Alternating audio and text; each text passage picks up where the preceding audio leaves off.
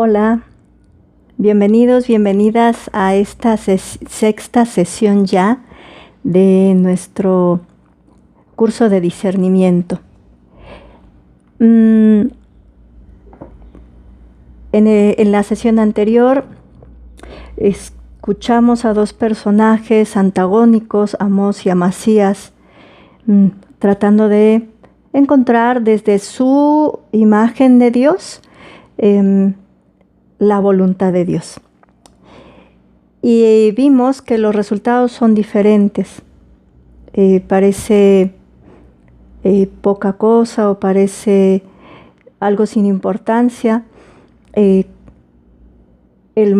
modelo o la manera de referirnos a Dios.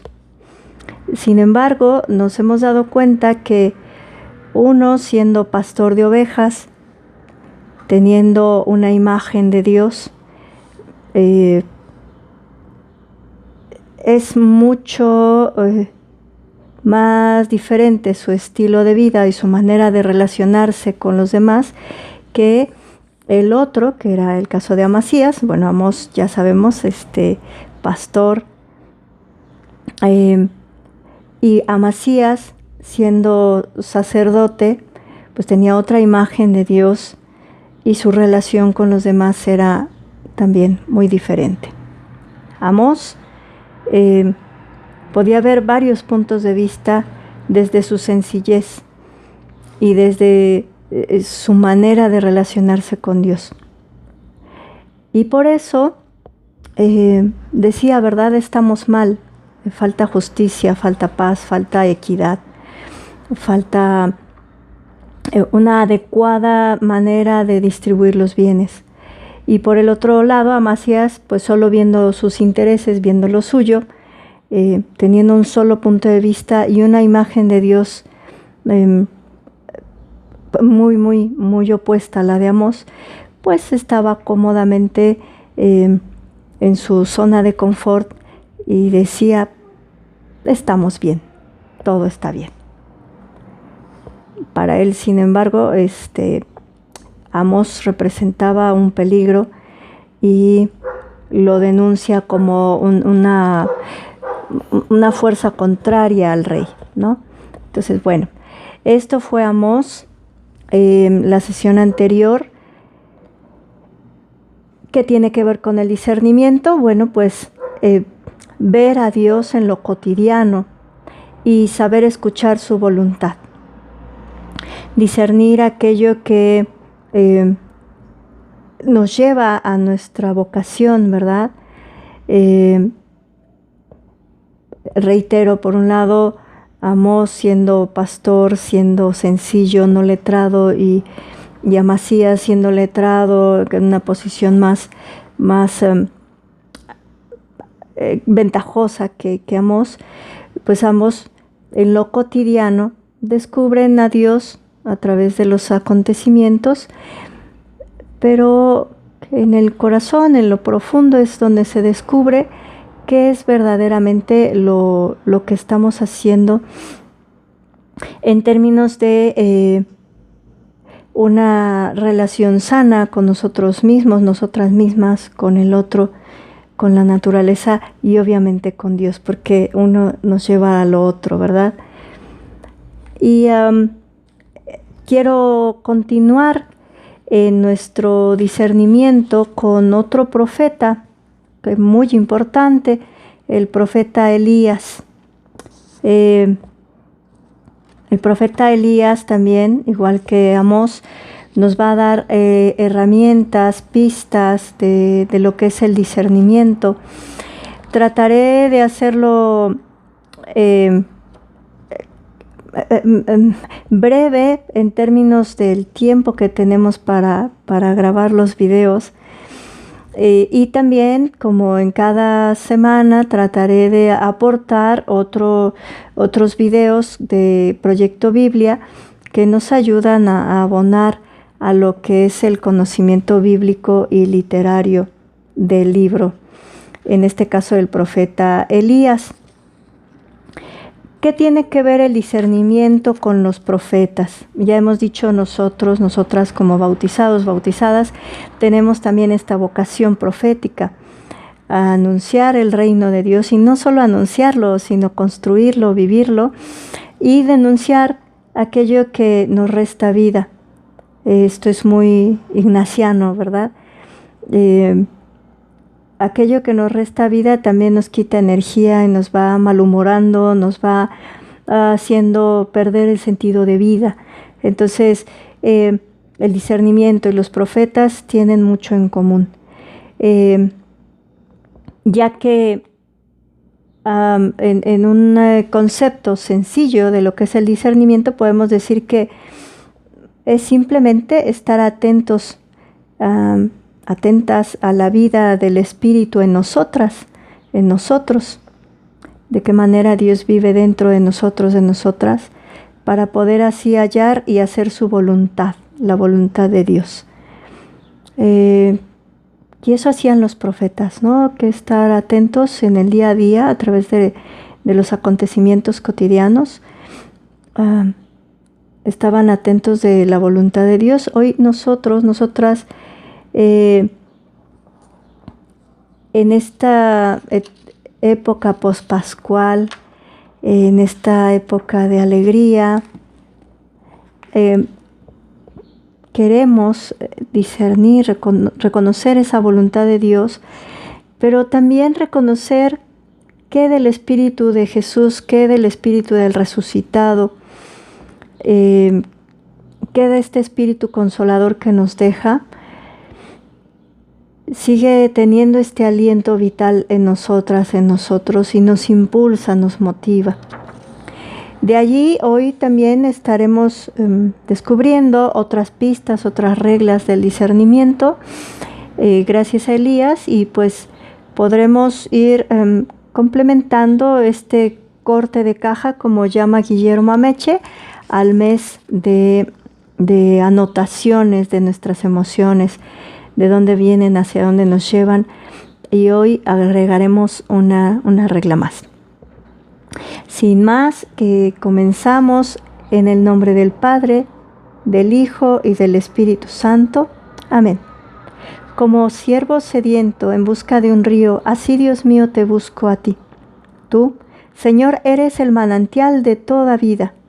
Estás actuando en todos los aspectos de mi realidad. Me hablas a través de los hechos de mi vida, en todo lo que sucede a nuestro pueblo y también a mí. Gracias, Señor, por enviarme tu amor cada día. Tengo ojos, pero a veces no veo. Tengo oídos, pero a veces no te oigo. Ábreme los oídos, Señor, para que pueda yo también decir, aquí estoy para hacer tu voluntad. Como siervo sediento en busca de un río, así, Dios mío, te busco a ti. En este momento entraría un canto de alabanza que te compartiré en nuestro grupo de WhatsApp. Recuerda que siempre es el primero, el que puede ir aquí y que te ayude pues a hacer esta hora santa más profunda y con una experiencia más significativa. Nuestra oración inicial dice así: Padre bueno, tu Espíritu me ha tomado de la mano y me hace crear tu reino junto contigo. Ayúdame, Padre, a reconocer la voz de tu Espíritu en mi vida, para que podamos hacer juntos tu voluntad. Te lo pido por tu Hijo Jesucristo, nuestro amigo y hermano resucitado. Amén. Y bueno, ya he hecho la introducción al tema. Ya hemos hablado un poquito de lo que Amós nos ha enseñado. Sobre todo cómo descubrir las pequeñas y grandes cosas que Dios nos dice a través de todos los acontecimientos de nuestra vida.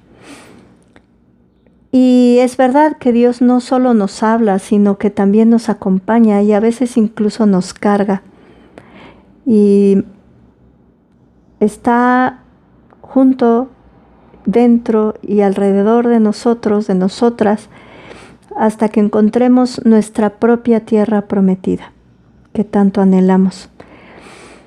El Espíritu de Dios nos está impregnando constantemente, nos da este aliento, este hálito de vida.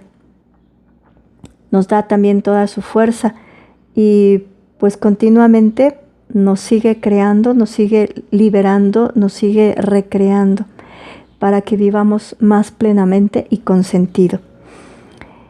Pero sabemos que también nosotros como seres humanos tenemos dentro de nosotros, de nosotras, algunas fuerzas destructivas.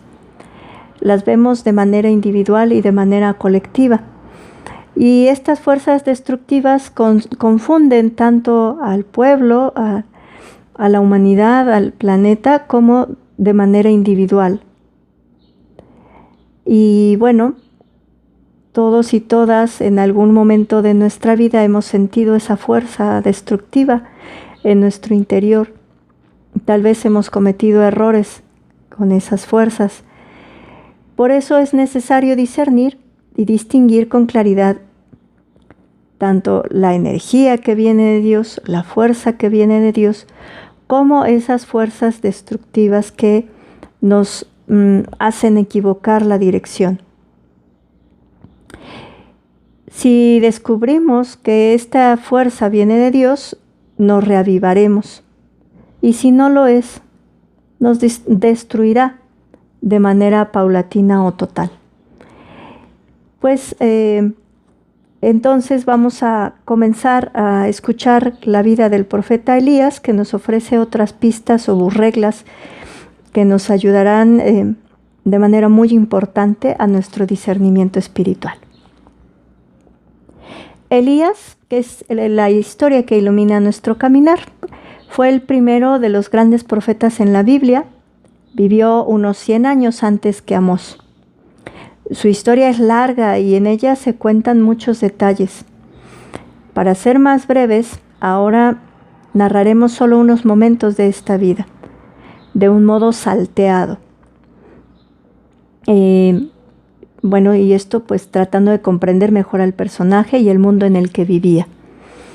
Ustedes en casa pueden leer la Sagrada Escritura en el libro Primero de Reyes, capítulo 17, versículo 1 al 19 y capítulo 21. También pueden leer Segunda de Reyes, capítulo 1, versículo 1 al 2 y el capítulo 11. ¿Qué podemos decir? En aquel tiempo, Acab era el rey de Israel. Era un hombre creyente, pero débil. Se había casado con Jezabel, la hija del rey de otro país. Ella era una mujer altanera y mimada. Estaba acostumbrada a salirse siempre con la suya. Se sentía superior a los israelitas y por eso despreciaba su religión y sus costumbres. Es más, trató de imponerle a la fuerza su propia religión, la del dios Baal. Ese dios les ha de ser familiar. Esto lo quiso imponer a toda la nación de Israel. Ella no era popular, pero a la gente no le decía nada porque le tenía muchísimo miedo. Junto al palacio de Acab, un hombre llamado Nabot tenía una huerta. Un día Acab le dijo a Nabot: «Dame tu huerta, porque yo la quiero.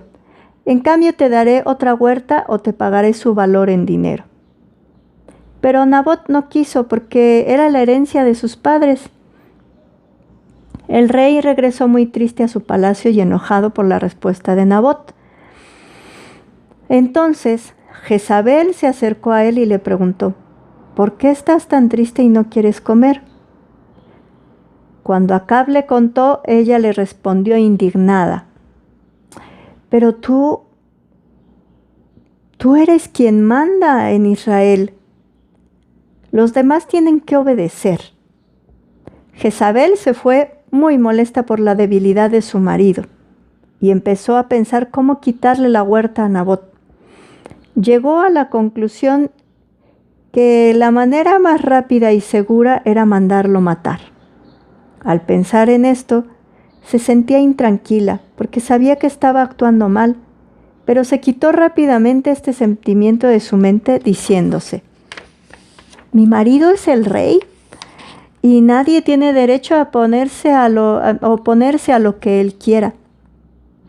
Que aprenda este pueblo lo que le sucederá si se atreve a oponerse a mi marido.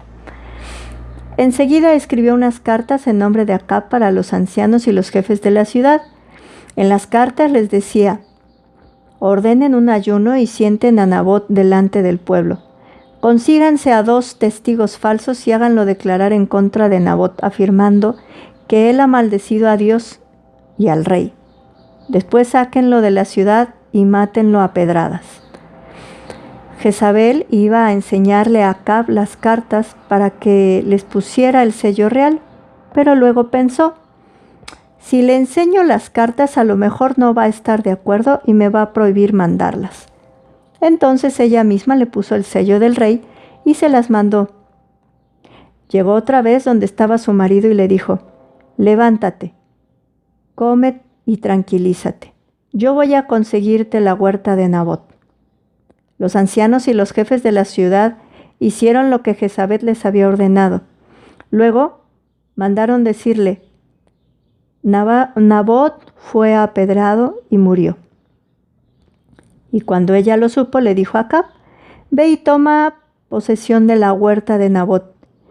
El que no te la quiso vender, pues ya no vive, ahora está muerto. Apenas escuchó a Acab que Nabot había muerto, se levantó y bajó a la huerta para tomar posesión de ella. Después el profeta Elías se presentó ante el rey y le dijo: el Señor, el Dios Todopoderoso, te ha puesto como rey para servir a su pueblo con sabiduría, pero tú te has burlado de la justicia y de la rectitud, solo para engrandecerte y para hacer tus caprichos. Pues bien, escucha la voz del Señor. Puesto que mataste para adueñarte de la herencia de los pobres, ya no eres digno de servir al pueblo. Tú también morirás, y la herencia que pensabas dar a tus hijos les será quitada. Yo mismo les entregaré el país a otros hombres más dignos para gobernarlo. Y en cuanto a tu esposa Jezabel, los perros se la comerán. Jezabel no pudo tolerar a Elías ni a los demás profetas de los israelitas. Se puso furiosa y los mandó matar. Solo Elías escapó con vida y tuvo que esconderse.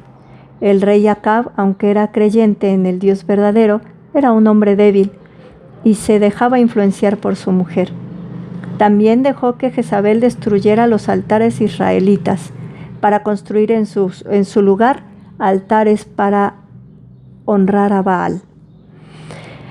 La situación empeoró de tal modo que Elías se atrevió a presentarse a Acab a solas.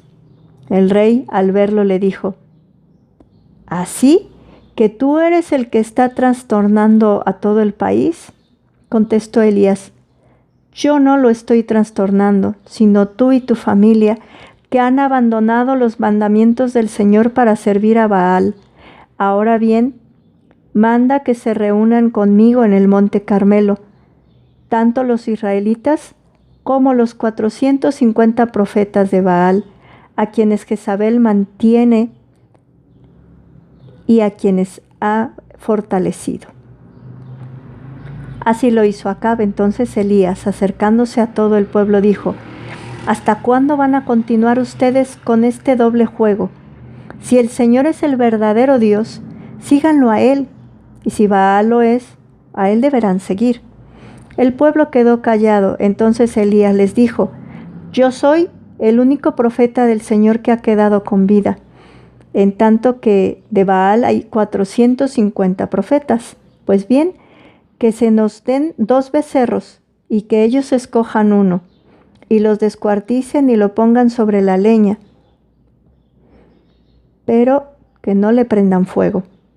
Yo, por mi parte, prepararé el otro becerro y lo pondré sobre la leña, pero tampoco le prenderé fuego. Luego ustedes invocarán a sus dioses y yo invocaré al Señor. Y el Dios que responda enviando fuego, ese es el Dios verdadero. Todo el pueblo respondió, está bien. Así lo hicieron. Primero los profetas de Baal bailaron alrededor del altar donde habían puesto la leña y el becerro descuartizado. Cantaban y gritaban cada vez más fuerte, «Contéstanos, Baal». Pero no hubo ninguna respuesta. Entonces Elías dijo a toda la gente, «Acérquense a mí». Toda la gente se acercó alrededor del altar que había preparado el profeta del Señor. Enseguida Elías ofreció su sacrificio a Dios y exclamó con voz alta, «Señor, Dios de Abraham, Isaac e Israel, haz que hoy se sepa que tú eres el Dios verdadero y que yo, tu servidor, y que por orden tuya he hecho todas estas cosas, está aquí. Respóndeme, Señor, para que tu pueblo vuelva a tener fe en ti de nuevo». En aquel momento el fuego del Señor cayó del cielo y quemó el becerro, la leña y hasta las piedras del altar. Al ver esto, toda la gente se inclinó hasta tocar el suelo con la frente y dijo con una sola voz, «El Señor es Dios, el Señor es Dios». Los israelitas atraparon a los profetas de Baal y los mataron. Luego todo el pueblo le dijo a Elías, «Ahora sabemos que el Señor es el Dios verdadero. De aquí en adelante seremos fieles solo a Él. Daremos nuestra vida por defender la causa del Señor». Al terminar el día, Elías bajó del monte Carmelo, lleno de paz y alegría. Cuando Jezabel supo todo lo que había pasado, se estremeció de coraje y desató una persecución contra Elías y contra todo el pueblo creyente. El pueblo temía por su propia vida y se le olvidó la promesa que había hecho en el monte Carmelo. Muchos regresaron a dar culto a Baal para salvar sus vidas. Nadie se atrevió a oponerse a la ira de Jezabel. Entonces ella mandó un mensajero a Elías, quien le dijo, «Si tú eres Elías, yo soy Jezabel, y que los dioses me castiguen duramente si mañana a esta hora no he hecho contigo lo mismo que tú hiciste con mis profetas». Elías huyó para salvar su vida y cada día se alejaba más de su país, hasta que se encontró solo en el desierto, sin agua y sin comida. Se sentó bajo un árbol y la tristeza le invadió. Ya no quería nada con ese pueblo infiel que lo había abandonado a él y al Dios verdadero. Ya no quería ser profeta. Ahí mismo deseó la muerte y dijo, «Ya basta, Señor, toma mi vida, pues yo voy a morir como mis padres». Después se acostó y se quedó dormido. Al despertarse sentía nuevas fuerzas y dijo, «Tengo que seguir, soy el único profeta de Dios que queda con vida. Tengo que animar al pueblo en estos tiempos difíciles». Se levantó y empezó a caminar de nuevo. Encontró agua y un poco de comida. Con eso tuvo fuerzas para llegar hasta el monte Horeb, y allí pasó la noche en una cueva. De repente el Señor le dijo, «Sal fuera y quédate de pie ante mí cuando veas que yo pase delante de ti». En aquel instante pasó un viento tan fuerte y violento que hasta desgajó la montaña y partió las rocas, pero el Señor no estaba en el viento. Después del viento hubo un terremoto, pero el Señor no estaba en el terremoto. Y tras el terremoto vino un brillo, un rayo fuerte, pero tampoco estaba el Señor en el rayo. Después del rayo se sintió un murmullo de una suave brisa. Al escucharlo, Elías se cubrió la cara con su capa y salió y se quedó de pie a la entrada de la cueva, esperando al Señor. Fue entonces cuando el Señor le dijo, «¿Qué haces aquí, Elías?» Y él le contestó, «Quiero servirte a ti, mi Señor y Dios Todopoderoso, ahora más que nunca, porque tu pueblo te ha abandonado. Están destruidos tus altares y están muertos tus profetas. Solo quedo yo y me andan buscando para matarme». Entonces el Señor le dijo, «Vuelve a mi pueblo, anímate y anímalo para que de nuevo tengan fe en mí, su Dios. Elías regresó lleno de una gran paz, porque sabía que estaba haciendo lo que Dios le había pedido, y sabía que Dios iba a acompañarlo y a darle fuerzas para hacer lo que tenía que hacer. Cuando el pueblo de Israel vio que Elías estaba otra vez presente entre ellos, se reanimó muchísimo, y al poco tiempo, cuando murió el rey Acab en una batalla, los israelitas escogieron a unos dirigentes honrados para gobernar a su pueblo con justicia. Y en cuanto a Jezabel, los mismos empleados del palacio real la tiraron por la ventana del segundo piso. Ahí se murió y los perros comieron su cadáver, tal como Elías había dicho. En este momento puedes escuchar el segundo canto que te comparto en nuestro grupo de WhatsApp.